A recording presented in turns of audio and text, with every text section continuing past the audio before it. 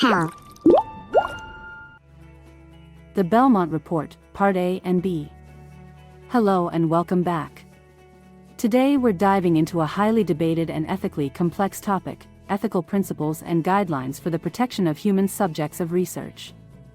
So, sit tight and join us as we unravel these intricate issues. Summary: on July 12, 1974, the National Research Act, Pub. L. 93-348, was signed into law, thereby creating the National Commission for the Protection of Human Subjects of Biomedical and Behavioral Research. One of the charges to the Commission was to identify the basic ethical principles that should underlie the conduct of biomedical and behavioral research involving human subjects and to develop guidelines which should be followed to assure that such research is conducted in accordance with those principles.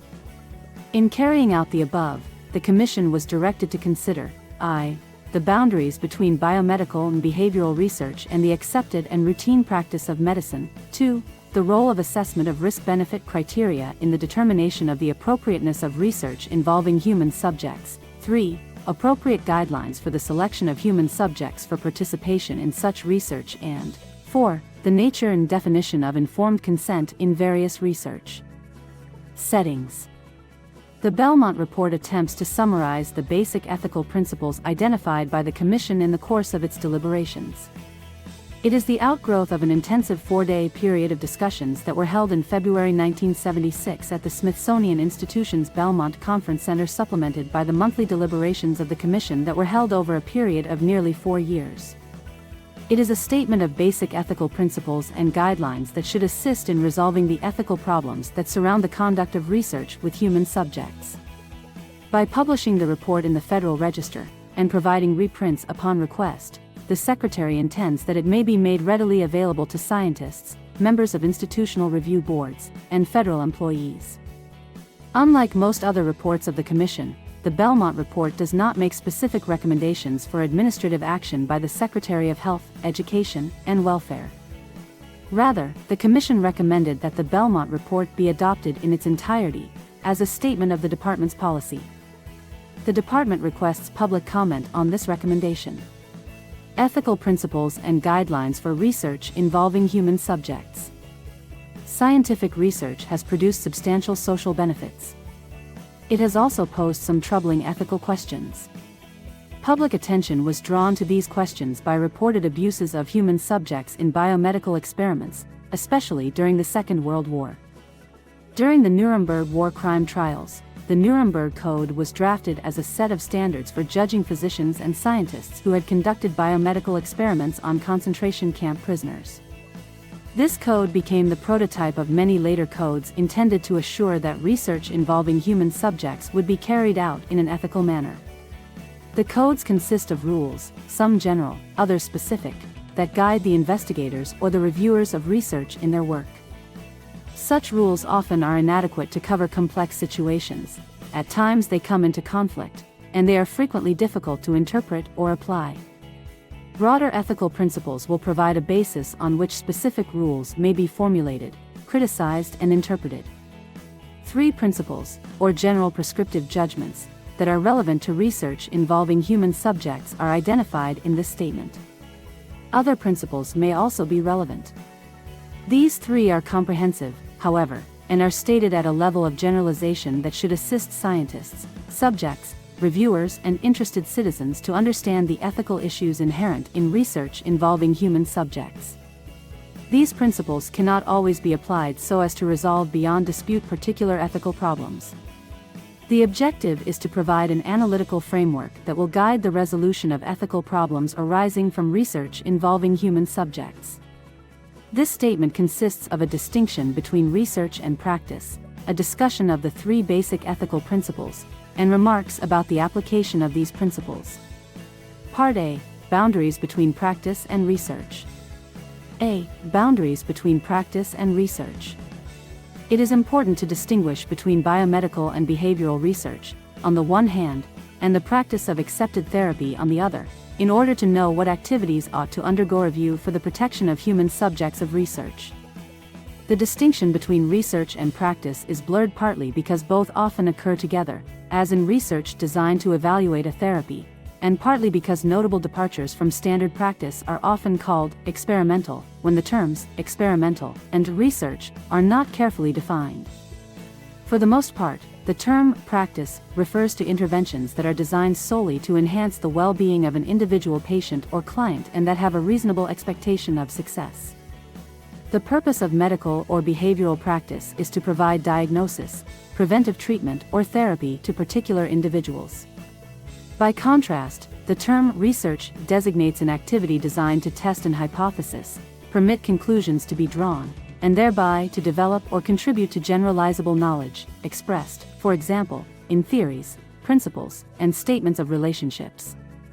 Research is usually described in a formal protocol that sets forth an objective and a set of procedures designed to reach that objective. When a clinician departs in a significant way from standard or accepted practice, the innovation does not, in and of itself, constitute research. The fact that a procedure is experimental, in the sense of new, untested, or different, does not automatically place it in the category of research. Radically new procedures of this description should, however, be made the object of formal research at an early stage in order to determine whether they are safe and effective.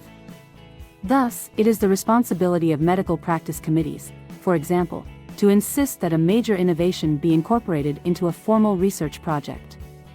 Research and practice may be carried on together when research is designed to evaluate the safety and efficacy of a therapy.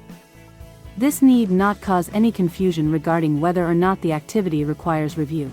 The general rule is that if there is any element of research in an activity, that activity should undergo review for the protection of human subjects. Part B, Basic Ethical Principles. B. Basic Ethical Principles.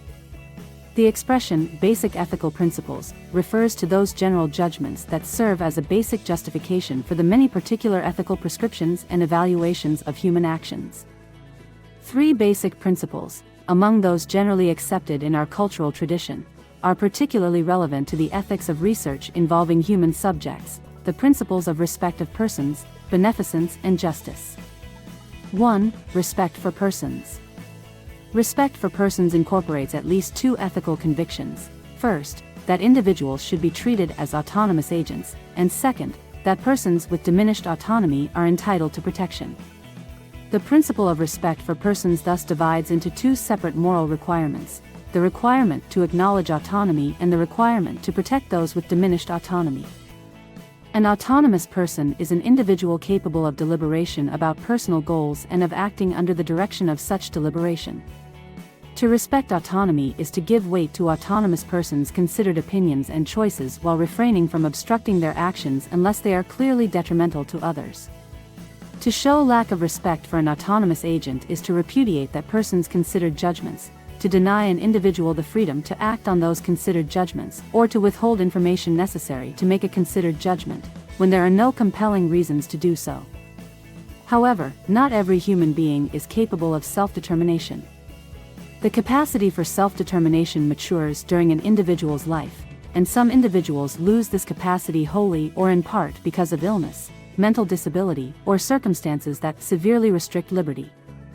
Respect for the immature and the incapacitated may require protecting them as they mature or while they are incapacitated.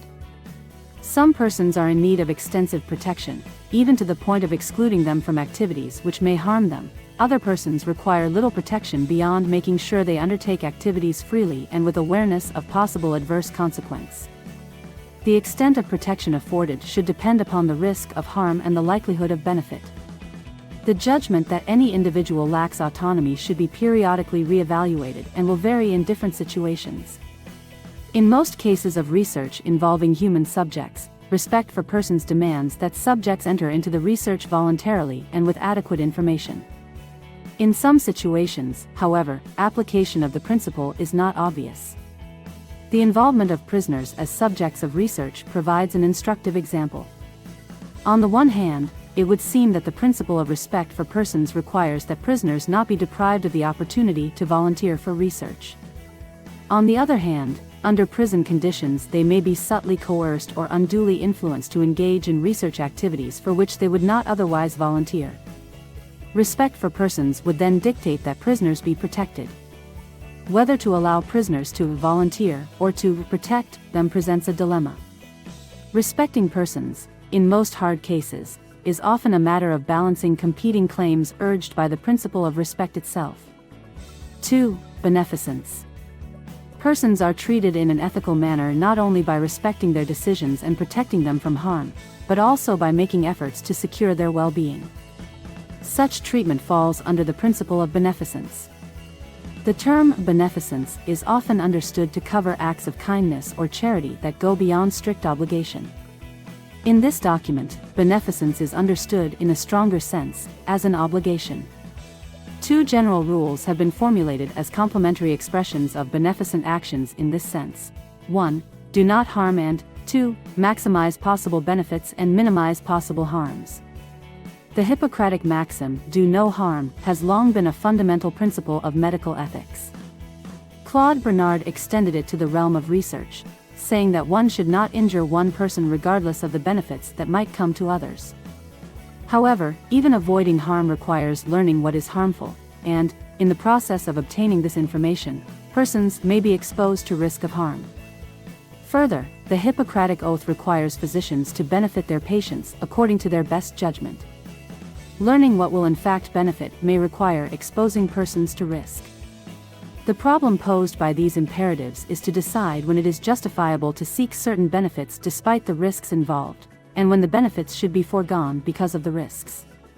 The obligations of beneficence affect both individual investigators and society at large, because they extend both to particular research projects and to the entire enterprise of research.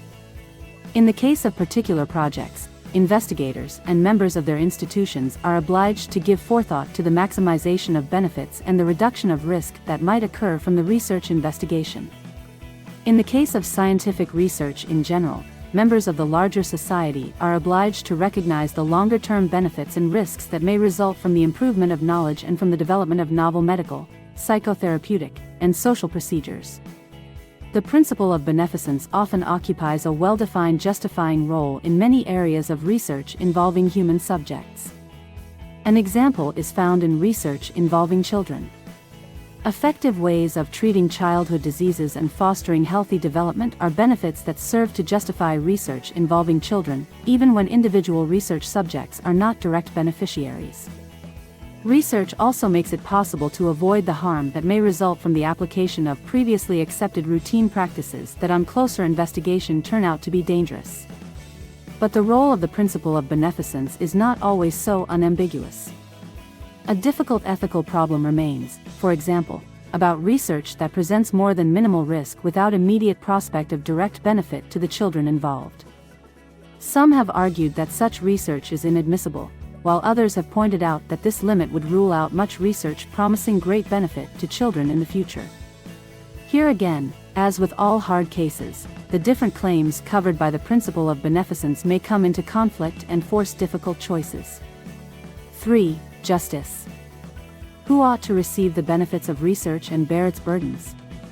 This is a question of justice, in the sense of fairness in distribution or what is deserved. An injustice occurs when some benefit to which a person is entitled is denied without good reason or when some burden is imposed unduly. Another way of conceiving the principle of justice is that equals ought to be treated equally. However, this statement requires explication. Who is equal and who is unequal? What considerations justify departure from equal distribution?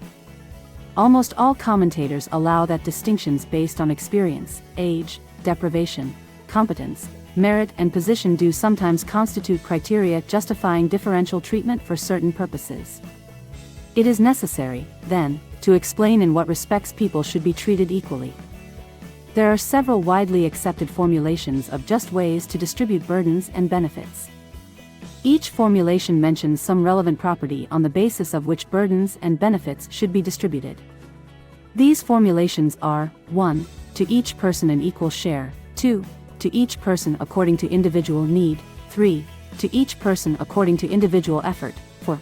To each person according to societal contribution, and 5. To each person according to merit.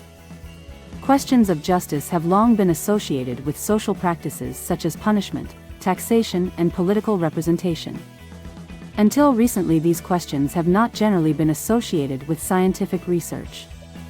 However, they are foreshadowed even in the earliest reflections on the ethics of research involving human subjects.